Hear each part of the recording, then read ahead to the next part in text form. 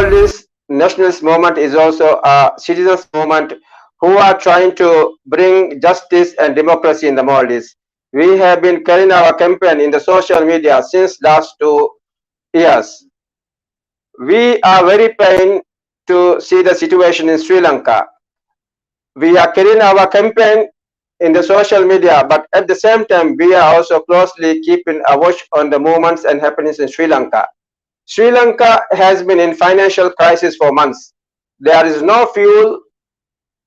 Essential medicines are either unavailable or in short supply, and food inflation is running at close to 80%. Initial talks with the International Monetary Fund wrapped up on June 30, but there is no immediate resolution to the foreign exchange crisis that has brought the nation to a standstill. About a quarter of the 22 million population is unsure of where their next meal will come from. The World Food Programme said on July 6. The people lost their patience. They were starving. They came on the road. The people have spoken. They have been telling their government for months to resign, but the government gave a deaf ear. The dictators at any cost want to grab the nation. They want to be in power. They don't want to lose the power. They don't want to lose the grip over the people. But the people never give up. If there's one thing these protesters have shown, it is that Rajapaksa can be defeated. That the corruption and human rights abuses they are both famous and feared for can be overcome, however long the process may be. It's important to remember that beyond their grave economic mismanagement, Gotabaya's administration and his brother Mahindra's before him repeatedly blocked any legal avenues for accountability over grave abuses linked to the 26-year civil war that ended under their watch in 2009.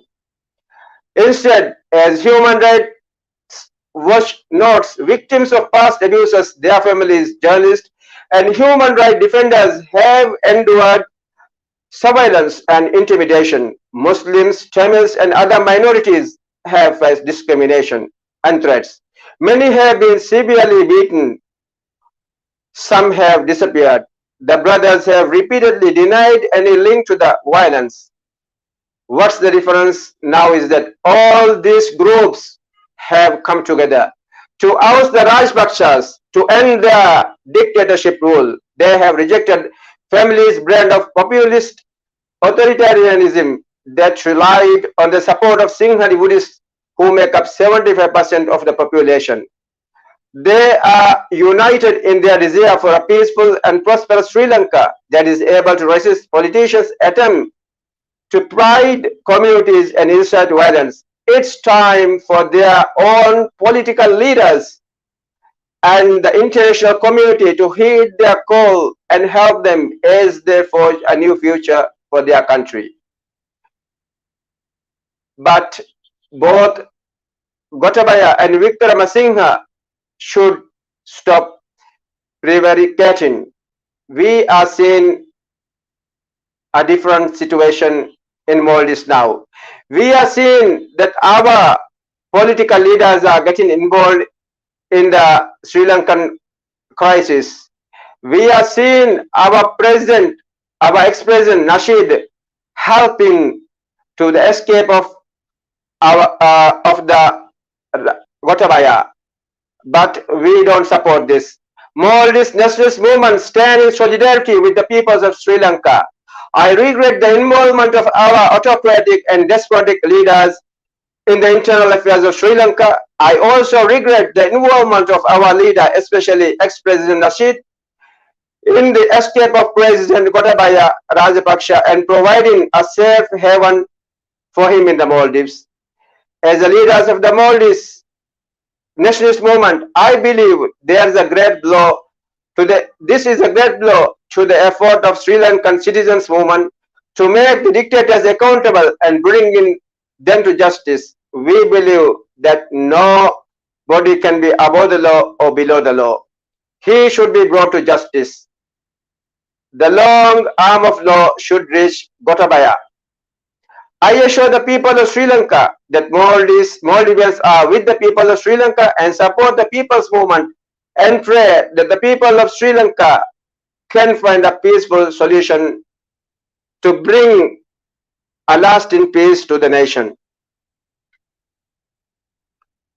We are very sad to hear the involvement of our ex-president in the escape of President Gotabaya. We know these people are same type of people.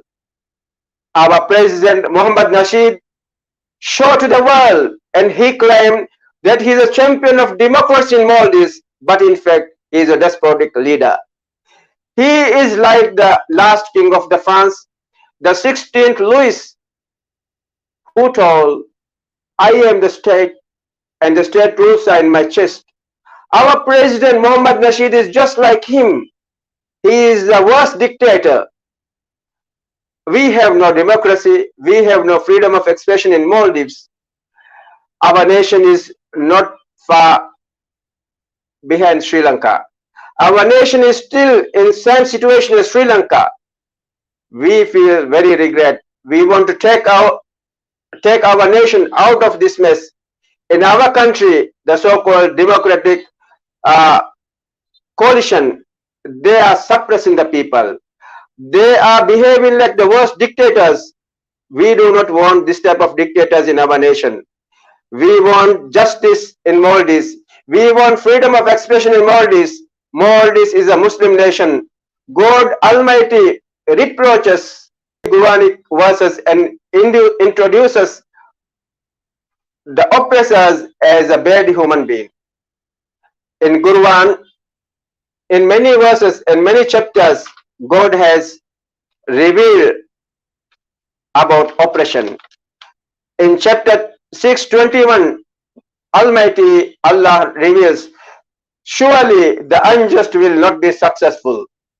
Again, in chapter 6, verse 45, Allah says, so the roots of the people who are unjust were cut off, and all praise is due to Allah, the Lord of the worlds. Again, in the same chapter, verse 47, Allah says, will any be destroyed, but the unjust will be destroyed. So I assure the people of Sri Lanka that these oppressions will be finished. They cannot escape. They may leave the shores of the Sri Lanka and hide in Maldives, thinking that it is a safe haven for them. But God above, Almighty, one day will bring his severe punishment on these dictators, and we will be freed from their clutches.